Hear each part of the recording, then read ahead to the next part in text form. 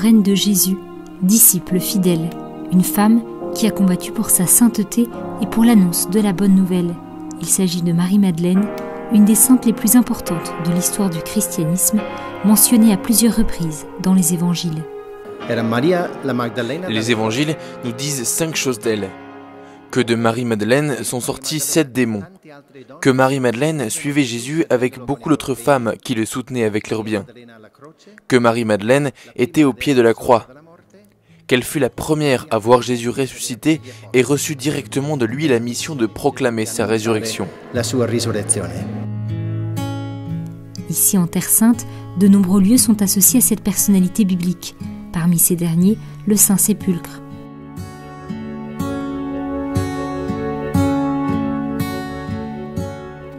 À environ 200 km de Jérusalem également, se trouve la ville de Magdala, où Marie-Madeleine a vécu et où se trouvent encore les ruines des bâtiments et d'une synagogue datant du 1er siècle, découverte récemment.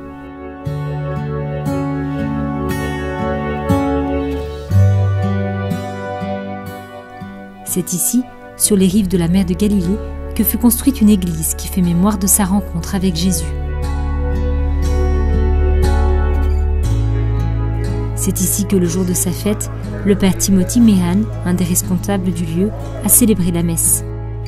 Ont participé de nombreux fidèles qui vouent une dévotion particulière à Marie-Madeleine, une sainte dont il y a encore beaucoup à découvrir. Je connais Marie-Madeleine depuis que je suis petit, parce que ma famille lui vouait une grande dévotion. Aujourd'hui, ici à Magdala, grâce à Sainte Marie-Madeleine, nous découvrons et nous soutenons la dignité et la guérison de la femme. La guérison spirituelle, la guérison psychique, ainsi que la guérison physique, par les prières qui sont récitées ici.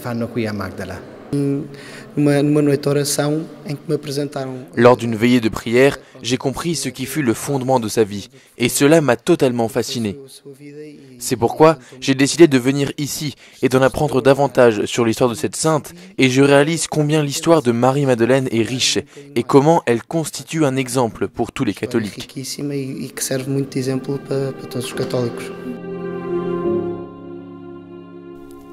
Marie-Madeleine offre un exemple à imiter pour toutes les femmes qui, comme elle, ont connu l'amour du Maître et veulent proclamer Jésus au monde.